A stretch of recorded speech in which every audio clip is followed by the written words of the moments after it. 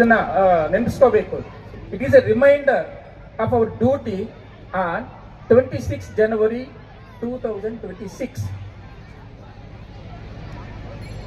50ರ ಜನವರಿ 1950ನೇ ವರ್ಷದ ಜನವರಿ 26ನೇ ತಾರೀಕು ನಾವು ಸಂವಿಧಾನವನ್ನು ಏನು ಒಪ್ಪಿಕೊಂಡ್ವಿ, ಆ ದಿನದ ನೆನಪನ್ನು ಮಾಡ್ಕೊಳ್ಳೋದು ಮಾತ್ರ ಅಲ್ಲ, ಇವತ್ತು 76 ವರ್ಷಗಳ ನಂತರ ನಾವೇನು ಆ ದಿನವನ್ನು ನೆನಪಿಸ್ಕೊಳ್ತಾ ಇದ್ದೀವಿ, ಈ ದಿನ ನಮ್ಗೆ ಕೆಲವು ಜವಾಬ್ದಾರಿಗಳಿದೆ ಅನ್ನುವಂಥದ್ದನ್ನ ನೆನಪಿಸ್ಲಿಕ್ಕೆ ಈ ಒಂದು ಆಚರಣೆಯನ್ನು ನಾವು ಮಾಡ್ತಾ ಇದ್ದೀವಿ. ಇದು ಬಹಳ ಮುಖ್ಯ.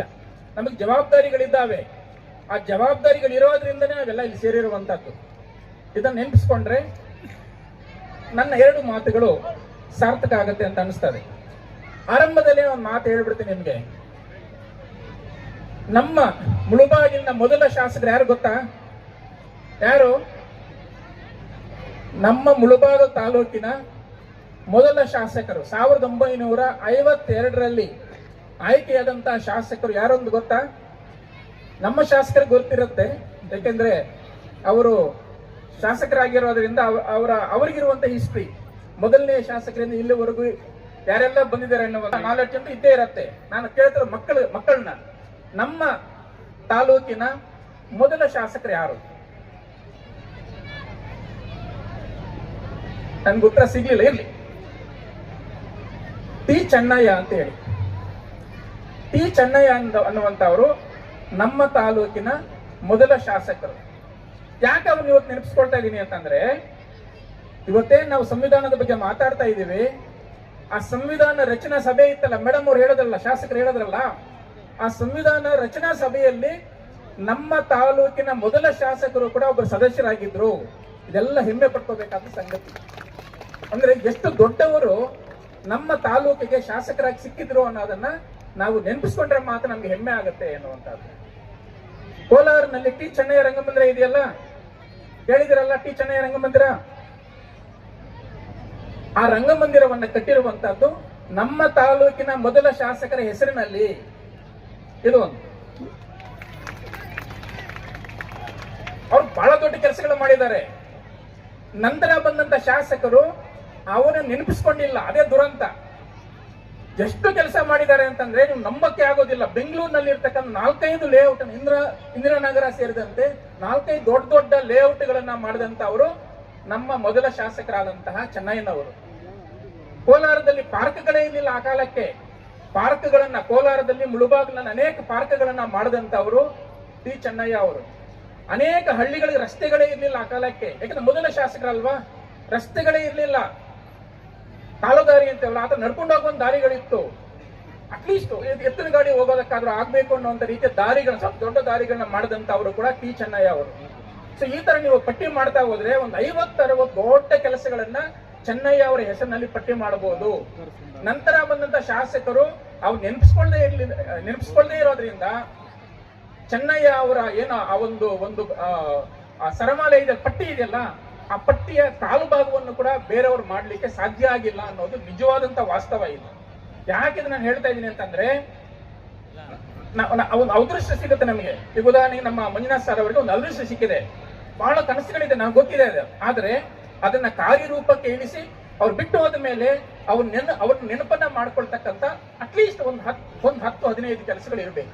ಒಂದು ಸುಮ್ಮನೆ ನೇರವಾಗಿ ಕಾಣುವಂತದ್ದು, ಇದು ಈ ಸ್ಟೇಡಿಯಂ ಅನ್ನ ಅದ್ಭುತವಾಗಿರ್ತಕ್ಕಂಥ ಒಂದು ಸುಸಜ್ಜಿತ ಆಧುನಿಕ ಸ್ಟೇಡಿಯಂ ಮಾಡೋದಕ್ಕೆ ಒಂದು ಅವಕಾಶ ಇದೆ. ಅದನ್ನ ಮುಂದಿನ ವರ್ಷ ಬರೋಷ್ಟೊತ್ತಿಗೆ, ಮುಂದಿನ ವರ್ಷ ನಾವಿಲ್ಲಿ ಕೂತಿದ್ದೀವಿ ಅಂತಂದ್ರೆ ಆ ರೀತಿಯ ಒಂದು ಅದ್ಭುತವಾಗಿರುವಂತ ಸ್ಟೇಡಿಯಂ ಅಲ್ಲಿ ಕೂತ್ಕೋಬೇಕು ನಾವು. ಅದೊಂದು ಕನಸಾಗ್ಬೇಕು ಅವ್ರಿಗೆ. ಇದೇ ಕನಸು ನಾನು ಮತ್ತೊಮ್ಮೆ ನೆನಪಿಸ್ತಾ ಇದ್ದೀನಿ. ಸಣ್ಣ ಪುಟ್ಟ ಕೆಲಸ ಶುರುವಾಗಿದೆ. ಇದನ್ನ 10 ವರ್ಷಗಳ ಹಿಂದೆ ಮಾಲೂರಲ್ಲಿ ಮಾಡಿದ್ದಾರೆ. ಮಂಜುನಾಥ್ ಗೌಡ್ರು ಅಲ್ಲಿ ಶಾಸಕರಾಗಿದ್ದಾಗ ಅದ್ಭುತವಾಗಿರುವಂತ ಸ್ಟೇಡಿಯಂ ಅನ್ನ CSR ಫಂಡ್ ತಗೊಂಡು, CSR ಅದೇನು ಭಿಕ್ಷೆ ಅಲ್ಲ, ಅದು ನಮ್ಮ ಮಣ್ಣನ್ನ, ನಮ್ಮ ಜನರನ್ನ ಬಳಸ್ಕೊಂಡು ದೊಡ್ಡ ಕೈಗಾರಿಕೆ ಉಟ್ಕೊಂಡಿದ್ದಾವೆ. ಅವ್ರಿಗೊಂದು ಜವಾಬ್ದಾರಿ ಇದೆ, ಸಾಮಾಜಿಕ ಕಳಕಳಿಯ ಕೆಲಸಗಳನ್ನ ಮಾಡಬೇಕು ಅಂತಿದೆ. ಅವರ ಫಂಡ್ ಅನ್ನ ಬಳಸ್ಕೊಂಡ್ರೆ 100 ಕೆಲಸಗಳನ್ನ ಮಾಡ್ಲಿಕ್ಕೆ ಅವಕಾಶ ಇದೆ.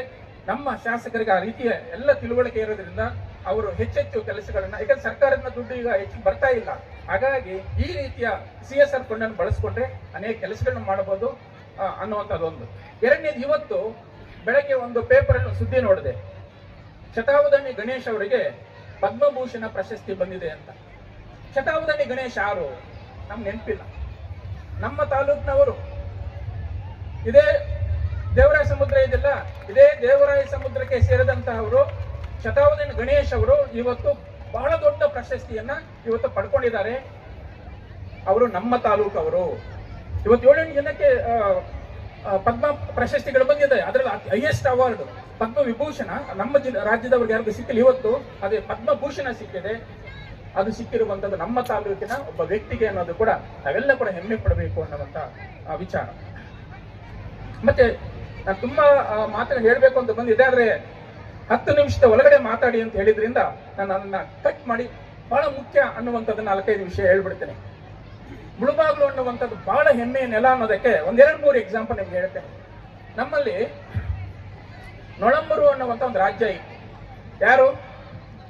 ನೊಳಂಬರು ಅಂತ. ನೀವು ಹೆಸರೇ ಕೇಳಿರ್ಲಿಕ್ಕೆ, ತುಂಬಾ ಜನ ಕೇಳಿರ್ಲಿಕ್ಕಿಲ್ಲ. ಯಾಕಂದ್ರೆ ಇತಿಹಾಸದ ಪಠ್ಯ ಪುಸ್ತಕಗಳಲ್ಲಿ ನೊಳಂಬರಿ ಹೆಸರೇ ಇಲ್ಲ. ಪುಟ್ಟ ಪುಟ್ಟ ರಾಜ್ಯಗಳ ಹೆಸರಿದೆ. ಯಾಕೆ ಅಂದ್ರೆ ಟೆಕ್ಸ್ಟ್ ಬುಕ್ ಬರೀತಾ ಇದ್ದಂತ ಅವರು ಯಾರೋ ಮೈಸೂರವರು, ಬೆಂಗಳೂರಿನವರು, ಅದ್ರ ಇನ್ಯಾರೋ ಆಗಿರ್ತಾ ಇದ್ರು. ಅವರ ನೆಲಕ್ಕೆ ಸೇರಿದಂತ ರಾಜ್ಯಗಳನ್ನ ಅವ್ರು ನೆನಪಿಸ್ಕೊಂಡಿದ್ದಾರೆ.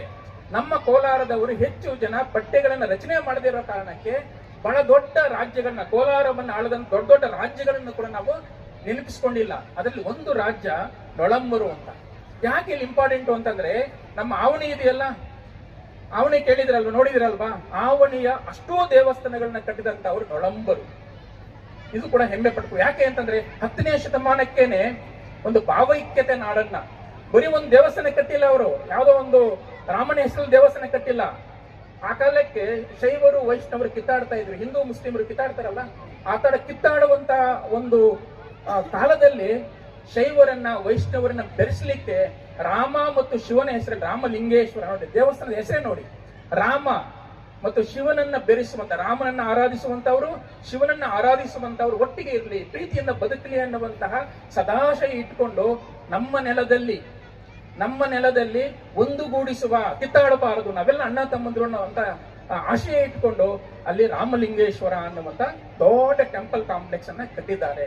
ಇವೆಲ್ಲ ಕೂಡ ಭಾರತಕ್ಕೆ ಮುಳುಬಾಗಿಲು ತಾಲೂಕಿನ ಕೊಡುಗೆಗಳು ಅಂತ ಹೇಳಲಿಕ್ಕೆ ನಾನು ಅದನ್ನ ನೆನಪಿಸ್ತಾ ಇದ್ದೀನಿ ಅನ್ನುವಂಥದ್ದು. ಹಾಗೇನೆ ಇನ್ನೊಬ್ಬ ಲಕ್ಕಣ ದಂಡೇಶ ಅಂತ ಇದ್ದ. ವಿರೂಪಾಕ್ಷಿ ನೀವೆಲ್ಲ ತುಂಬಾ ಜನ ಹೋಗಿರ್ತೀವಿ. ಆ ದೇವಸ್ಥಾನ ಕಟ್ಟಿದಂತವ್ರು ಯಾರು? ಲಕ್ಕಣ ದಂಡೇಶ ಅಂತ. ಅವನು ಎಷ್ಟು ದೊಡ್ಡವನು ಅಂತಂದ್ರೆ, ವಿಜಯನಗರ ಸಾಮ್ರಾಜ್ಯವನ್ನ ಆಳ್ತಾ ಇದ್ದಂತ 2ನೇ ದೇವರಾಯ ಅಂತ ಒಬ್ಬ ರಾಜ ಇದ್ದ, ಬಹಳ ಪವರ್ಫುಲ್. ಅವನ ಬಿಟ್ರೆ ಅವನ ಕಾಲದಲ್ಲಿ 2ನೇ ಚಕ್ರವರ್ತಿ ಅವನು. ಅಂದ್ರೆ ರಾಜನ ಪಕ್ಕದಲ್ಲೇ ಕೂರುವಂತಹ ಏನೋ ಶಕ್ತಿಯನ್ನ, ಗೌರವವನ್ನ ಸಂಪಾದಿಸಿಕೊಂಡಂತ ವ್ಯಕ್ತಿ ನಮ್ಮ ತಾಲೂಕಿನವರು. ಹೆಮ್ಮೆ ಪಡಬೇಕೇ ಇಲ್ಲ. ಇನ್ನೇನಿದೆ ಆತನ ಕೊಡುಗೆ ಅಂತಂದ್ರೆ, ಶ್ರೀಲಂಕಾದ ಮೇಲೆ ವಿಜಯನಗರದ ದಾಳಿ ಹೋಗುತ್ತೆ ಸರ್, ದಂಡು ಹೋಗುತ್ತೆ. ಅದರ ನಾಯಕತ್ವವನ್ನ ವಹಿಸಿದಂತ ಅವರು ಇದೇ ಲಕ್ಕಣ ದಂಡೇಶ. ಶ್ರೀಲಂಕಾವನ್ನ ಗೆದ್ದಂತ ಅವನು ಇದೇ ಲಕ್ಕಣ ದಂಡೇಶ. ಶ್ರೀಲಂಕಾ ನೋಡಿ, ನಾವು ಮುಳುಬಾಗಲ ಬಗ್ಗೆ ನಾನು ಮಾತಾಡ್ತಾ ಇದ್ರು ಶ್ರೀಲಂಕಾದ ಮೇಲೆ ದಂಡೆತ್ತಿ ಹೋಗಿ ಶ್ರೀಲಂಕಾವನ್ನ ಗೆದ್ದು ಕೀರ್ತಿಯನ್ನ ತಂದುಕೊಟ್ಟಂತ ಇದೇ ಲಕ್ಕಣ ದಂಡೇಶ ನಮ್ಮ ತಾಲೂಕಿನವರು. ಅವರೊಂದು ಪುಸ್ತಕ ಬರೆದಿದ್ದಾರೆ, ಶಿವತತ್ವ ಚಿಂತಾಮಣಿ ಅಂತ. ಬಹಳ ಇಂಪಾರ್ಟೆಂಟ್, ನಮ್ಗೆ ನೆನಪೇ ಇಲ್ಲ. ಎಷ್ಟು ಇಂಪಾರ್ಟೆಂಟ್ ಪುಸ್ತಕ ಅಂದ್ರೆ, ಇವತ್ತು ಕೂಡ ಲಿಂಗಾಯತರಿಗೆ, ವೀರಶೈವರಿಗೆ ಬಹಳ ಪವಿತ್ರವಾಗಿರುವಂತ ಕೃತಿ ಅದು. ಇವತ್ತು ಕೂಡ ಆರಾಧಿಸ್ತಾರೆ, ಅವರನ್ನು ನೆನಪಿಸ್ಕೊಳ್ತಾರೆ. ನಮ್ಮ ಪಕ್ಕದಲ್ಲೇ ಇರುವಂತ ಒಂದು ಊರಿನಲ್ಲಿ ಅಂತ ದೊಡ್ಡ ವ್ಯಕ್ತಿ ಹುಟ್ಟಿದ್ದ, ಅಂತ ದೊಡ್ಡ ಪುಸ್ತಕ ಬರೆದಿದ್ದ ಅನ್ನುವಂತ ನೆನಪು ನಮ್ಗಿಲ್ಲ. ಹಾಗಾಗಿ ಲಕ್ಕಣ್ಣ ದಂಡೇಶನ ನೆನಪಲ್ಲೂ ಕೂಡ ನಾವಿವತ್ತು ಸಂಭ್ರಮಿಸಬೇಕು ಅಂತ ನನಗೆ ಅನಿಸ್ತದೆ. ಅಷ್ಟೇ ಅಲ್ಲ, ನೀವು ಮುಳುಬಾಗಿಲ ಬಗ್ಗೆ ಇಷ್ಟೊಂದು ವಿಷಯಗಳಿದೆ ಅಂತಂದ್ರೆ ನಿಮ್ಗೆ ಆಶ್ಚರ್ಯ ಆಗುತ್ತೆ. 10-11ನೇ ಶತಮಾನಕ್ಕೇನೆ ನಮ್ಮಲ್ಲಿ ಲೇಖಕರಲ್ಲ, ಲೇಖಕಿಯರು ಇದ್ರು. ಹೆಣ್ಮಕ್ಳು ಕೂಡ ಪುಸ್ತಕ ಬರೆಯುವಂತ ಸಾಮರ್ಥ್ಯವನ್ನ ಪಡ್ಕೊಂಡಿದ್ರು. ಅದ್ರಲ್ಲಿ ಒಂದು ಹೆಸರು ನಿಮಗೆ ಗಂಗಾದೇವಿ ಅಂತ. ಯಾಕಂದ್ರೆ ಚರಿತ್ರೆಯ ಬಗ್ಗೆ ನಾನು ಒಂದಷ್ಟು ತಿಳ್ಕೊಂಡಿರೋದನ್ನ ಚರಿತ್ರೆ ವೇಸ್ಟ್ ಆಗಿ ಅಂತ ಹೇಳ್ತಾ ಇದ್ದೀನಿ. ಗಂಗಾದೇವಿ ಎನ್ನುವಂತವರು ತನ್ನ ಗಂಡ ವೀರಕಂಪನ ಅಂತ ಹೇಳಿ ಮಧುರೆ ಮೇಲೆ ದಾಳಿ ಮಾಡಿದ್ದ. ವೀರಕಂಪನ ಯಾರು? ನಮ್ಮ ಮುಳುಬಾಯಿ ರಾಜ್ಯದ ರಾಜ್ಯಪಾಲ. ಮುಳುಬಾಯಿ ಎನ್ನುವಂತ ಒಂದು ರಾಜ್ಯ ಆಗಿತ್ತು. ಇದನ್ನ ಇನ್ನೊಂದು ಹಿಂಸಿ, ಕೋಲಾರ ರಾಜ್ಯ ಇರ್ಲಿಲ್ಲ, ಮುಳುಬಾಯಿ ರಾಜ್ಯ ಇತ್ತು. ಕೋಲಾರ ನಮ್ಮ ರಾಜ್ಯದ ಒಳಗಡೆ ಒಂದು ಭಾಗ. ಇವತ್ತು ಕೋಲಾರ ಜಿಲ್ಲೆ ಆಗೋಗಿದೆ, ಮುಳುಬಾಗಿಲು ತಾಲೂಕು ಆಗೋಗಿದೆ. ಅದು ರಿವರ್ಸ್ ಆಗಿತ್ತು ಹಿಂದೆ. ಮುಳುಬಾಗಲ್ ರಾಜ್ಯದಲ್ಲಿ ಕೋಲಾರ ಒಂದು ತಾಲೂಕಾಗಿತ್ತು. ನಾವು ಹೆಮ್ಮೆ ಪಡ್ಕೋಬೇಕಲ್ವಾ? ಅಂದ್ರೆ ರಾಜ್ಯದ ರಾಜಧಾನಿ ಇದು, ಒಂದು ರಾಜ್ಯದ ರಾಜಧಾನಿ ಇದು. ಯಾವುದು? ಮುಳುಬಾಗಿಲು. ಆ ರಾಜ್ಯದ ರಾಜ್ಯಪಾಲನಾದಂತಹ ವೀರಕಂಪನ ಮಧುರೈ, ಎಲ್ಲಿರೋದು? ಮಧುರೈ. ತಮಿಳುನಾಡಿನ ಯಾವುದೋ ಒಂದು ಭಾಗದಲ್ಲಿ ಇರ್ತಕ್ಕಂಥ ಮದುರೆ ಮೇಲೆ ಹೋಗಿ ಅಲ್ಲಿನ ಸುಲ್ತಾನನ್ನ ಸೋಲಿಸುವಾಗ ಗೆದ್ದಿರ್ತಾನೆ. ಆದ್ರೆ ಕೊನೆಯ ಇಲ್ಲ ಒಂದ್ ಕಡೆ ಒಂದು ಇದರಿಂದ ಸತ್ತೋಗ್ತಾನೆ. ಆ ಗಂಡನ ನೆನಪಲ್ಲಿ ಗಂಡನ ಸಾಧನೆಗಳನ್ನ ಹೇಳಲಿಕ್ಕೆ ಮಧುರ ವಿಜಯಂ ಅನ್ನುವಂಥ ಪುಸ್ತಕವನ್ನ ಬರೆದಂತ ಹೆಣ್ಣುಮಗಳು ಕೂಡ ನಮ್ಮ ತಾಲೂಕಿನವಳೆ. ಆಕೆ ಕೂಡ ವಿರೂಪಾಕ್ಷಿ ಗ್ರಾಮದವಳು. ಅಂದ್ರೆ ವಿರೂಪಾಕ್ಷಿ ಬಹಳ ದೊಡ್ಡ ಹಿಸ್ಟ್ರಿ ಇದೆ, ಆವಣಿಗೆ ದೊಡ್ಡ ಹಿಸ್ಟ್ರಿ ಇದೆ, ಮುಳುಬಾಗಿಲಿಗೂ ದೊಡ್ಡ ಹಿಸ್ಟ್ರಿ ಇದೆ. ಅದು ಹೇಳೋರು ಯಾರಿದ್ದಾರೆ, ಕೇಳಿಸ್ಕೊಳ್ಳೋರು ಯಾರಿದ್ದಾರೆ? ಇದು ದೊಡ್ಡ ಪ್ರಶ್ನೆ. ಇರ್ಲಿ. ಸೊ ನಮ್ಮ ಚರಿತ್ರೆ, ಮುಳುಬಾಗಿಲಿನ ಚರಿತ್ರೆ ಬಹಳ ದೊಡ್ಡ ಚರಿತ್ರೆ. ನಾವು ಆ ಚರಿತ್ರೆ ನೆನಪಿಸ್ಕೊಂಡಿಲ್ಲ ಅಂದ್ರೆ ನಾವು ಖಂಡಿತವಾಗಿ ಅನೇಕ ವಿಷಯಗಳನ್ನ ನಾವು ಕಳ್ಕೊಂಡು ಹೇಳಿದೆ. ಸ್ನೇಹಿತರೆ, ಹಾಗೇನೆ ಕೊನೆಯದಾಗಿ, ಯಾಕಂದ್ರೆ 10 ನಿಮಿಷ ಅಂತ ಹೇಳಿದ್ರು, ಕೊನೆಯದಾಗಿ ನಮ್ಮ ಕೆಲವು ಜವಾಬ್ದಾರಿಗಳಿದೆ ಅಂತ ಹೇಳಿದಲ್ಲ, ಅದನ್ನ ಒಂದು ಜವಾಬ್ದಾರಿ ನಾನಂತೂ ಹೊತ್ಕೊಂಡಿದ್ದೇನೆ. ನನಗೊಂದು ಜವಾಬ್ದಾರಿ ಇದೆ. ಅದು ಯಾರು ಮಾಡ್ತಾರೆ ಎಲ್ಲ ಗೊತ್ತಿಲ್ಲ. ಅದೇನು ಅಂತಂದ್ರೆ, ಇವತ್ತು ಕೂಡ ಹಳ್ಳಿಗಳಿಗೆ ಹೋದ್ರೆ ಕೆಲವು ಜನರನ್ನ ಮನೆ ಒಳಗಡೆ ಸೇರಿಸಲ್ಲ, ದೇವಸ್ಥಾನ ಒಳಗಡೆ ಸೇರಿಸಲ್ಲ. ಇವತ್ತು ಕೂಡ ಅಸ್ಪೃಶ್ಯತೆ ಎನ್ನುವಂಥದ್ದು ಎಲ್ಲ ಕಡೆ ಉಳ್ಕೊಂಡಿದೆ. ಮಹಾತ್ಮ ಗಾಂಧಿಯಿಂದ ಶುರುವಾಗಿತ್ತು ಅದು ಹೋರಾಟ. ಮಹಾತ್ಮ ಗಾಂಧಿಯನ್ನು ಅನುಸರಿಸುವಂತ ಅವರು ಕೂಡ ಒಂದಷ್ಟು ಪ್ರಯತ್ನ ಮಾಡಿದ, ಕೈ ಬಿಟ್ಬಿಟ್ರದು ಆಗಲ್ಲ ಅಂತ ಏನೋ ಗೊತ್ತಿಲ್ಲ.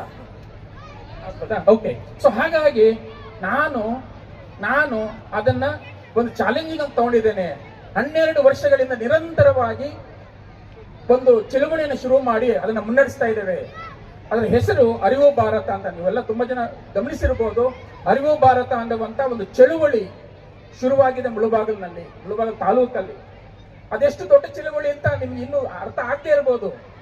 50 ವರ್ಷ 100 ವರ್ಷ ಆದ್ಮೇಲೆ ಖಂಡಿತವಾಗಿ ಇದು ದೊಡ್ಡ ಚಳುವಳಿಯಾಗಿ ನಮ್ಮ ಜನಾಂಗದ ಮುಂದೆ ನಿಲ್ಲುತ್ತೆ ಅನ್ನುವಂತ ವಿಶ್ವಾಸ ನಮಗಿದೆ. ನಮ್ಮ ತಹಶೀಲ್ದಾರ್ ಮೇಡಮ್ ಅವರು ತುಂಬಾ ಕಾರ್ಯಕ್ರಮಕ್ಕೆ ಬಂದಿದ್ದಾರೆ, ನಮ್ಮ ಜಿಲ್ಲಾಧಿಕಾರಿಗಳು ಬಂದಿದ್ದಾರೆ, ಇಲ್ಲಿರ್ತಕ್ಕಂಥ ಅನೇಕರು ಕೂಡ ಬಂದಿದ್ದೀರಿ. ಅದೇನು ಅಂತಂದ್ರೆ, ಹಳ್ಳಿಗಳಿಗೆ ಹೋಗಿ ಹಳ್ಳಿಯ ಜನ ನಾವು ದೊಡ್ಡವರು ಅಂತ ಭಾವಿಸ್ಬಿಟ್ಟಿದಾರಲ್ಲ, ಯಾರೋ ದೊಡ್ಡವರಲ್ಲ, ಭ್ರಮಿಸಿಬಿಟ್ಟಿದಾರಲ್ಲ. ಆ ದೊಡ್ಡವರು ಅಂತ ಭ್ರಮಿಸಿರುವಂತ ಅವರ ಮುಂದೆ ನಿಂತ್ಕೊಂಡು ಕೇಳ್ತಾ ಇದ್ದೀನಿ, ಇಲ್ಲಿ ಯಾರೋ ದೊಡ್ಡವರಲ್ಲ. ಯಾವುದೋ ಕಾಲದಲ್ಲಿ ಈ ಕೆಟ್ಟ ಸಂಪ್ರದಾಯ ಶುರುವಾಗಿದೆ. ಇವತ್ತು ನಾವು ತಿದ್ದುಕೋಬೇಕಾಗಿದೆ. ಏನ್ ತಿದ್ದುಕೋಬೇಕಾಗಿದೆ? ಈಗ ನಾವು ತಪ್ಪು ಮಾಡಿ ಪಾಪ ಅನ್ನುವಂಥ ನಮ್ಮ ಮೈಗೆಲ್ಲ ಸುತ್ಕೊಂಡ್ಬಿಟ್ಟಿದೆ. ಅದನ್ನ ಸೋಪ್ ಹಾಕಿ ತಿದ್ದಿದ್ರೆ ಆಗೋದಿಲ್ಲ.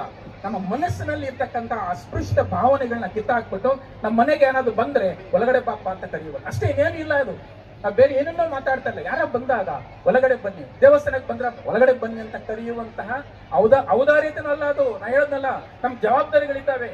ಈ ದೇಶದಲ್ಲಿ 100 ತಪ್ಪು ಸಂಪ್ರದಾಯಗಳಿತ್ತು. 8 ವರ್ಷದಲ್ಲಿ ಹೆಣ್ಮಕ್ಳು ಮದುವೆ ಮಾಡ್ತಾ ಇವತ್ತು ಮಾಡ್ತೀವ? ತಿದ್ದುಕೊಂಡಿದ್ದೇವೆ. ಆತರ ತಿದ್ದುಕೋಬೇಕಾಗಿರ್ತಕ್ಕಂಥ ಕೆಲವು ತಪ್ಪು ಪಾಪದ ಕೆಲಸಗಳು ಇನ್ನೂ ಕೂಡ ನಮ್ಮಲ್ಲಿ ಇದಾವೆ. ಅದನ್ನು ತಿದ್ದಬೇಕು ಅನ್ನುವಂತ ನಿಟ್ಟಿನಲ್ಲಿ ನಾವು 3 ರಾಜ್ಯಗಳಲ್ಲಿ ಕೆಲಸ ಮಾಡ್ತಾ ಇದ್ವಿ. ಆಂಧ್ರ, ಕರ್ನಾಟಕ, ತಮಿಳುನಾಡಲ್ಲಿ 12 ವರ್ಷಗಳು 500 ಹಳ್ಳಿಗಳಿಗೆ ಹೋಗಿದ್ದೇವೆ. ನಾವು ನಮ್ಮ ಸ್ನೇಹಿತರೆಲ್ಲ ಸೇರಿ ಇದು ಅರಿವು ಭಾರತ ಅನ್ನೋ ಒಂದು ದೊಡ್ಡ ಚಳುವಳಿಯಾಗಿ ಬೆಳೀತಾ ಇದೆ. ಇದರ ಭಾಗವಾಗಿ ಸಣ್ಣ ಒಂದು ಪ್ರತಿಜ್ಞೆ ಇದೆ.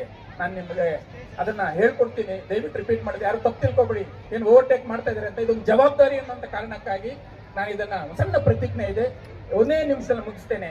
ಯಾಕೆಂದ್ರೆ ಸಂವಿಧಾನ ದಿನವನ್ನು ನೆನಪಿಸ್ಕೊಳ್ಳೋದಿದೆಯಲ್ಲ, ಇವತ್ತು ಏನೋ ಭಾರತಕ್ಕೆ ಏನು ಸಂವಿಧಾನ ಅನುಷ್ಠಾನ ಆಗಿ 76 ವರ್ಷಗಳಾಗಿದ್ದು ಹೇಳೋದಿದೆಯಲ್ಲ, ಹೇಳುವಾಗ ನಮ್ಗೆ ಕೆಲವು ಮುಜುಗರಗಳಿದ್ದಾವೆ.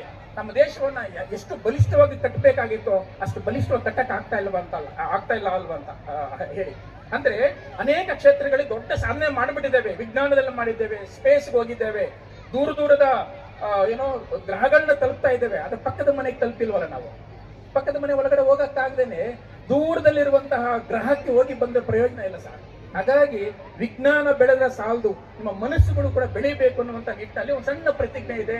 ನನ್ನ ಜವಾಬ್ದಾರಿ ಅನ್ನುವಂಥ ಕಾರಣಕ್ಕಾಗಿ ನಾನು ಇದನ್ನ ಹೇಳ್ಕೊಡ್ತೀನಿ. ದಯವಿಟ್ಟು ನಾವೆಲ್ಲ ಕೂಡ 1 ನಿಮಿಷ ನಿಂತ್ಕೊಳ್ಳಿ, ಸಣ್ಣ ಪ್ರತಿಜ್ಞೆ ಹೇಳ್ಕೊಡ್ಬಿಡ್ತೇನೆ.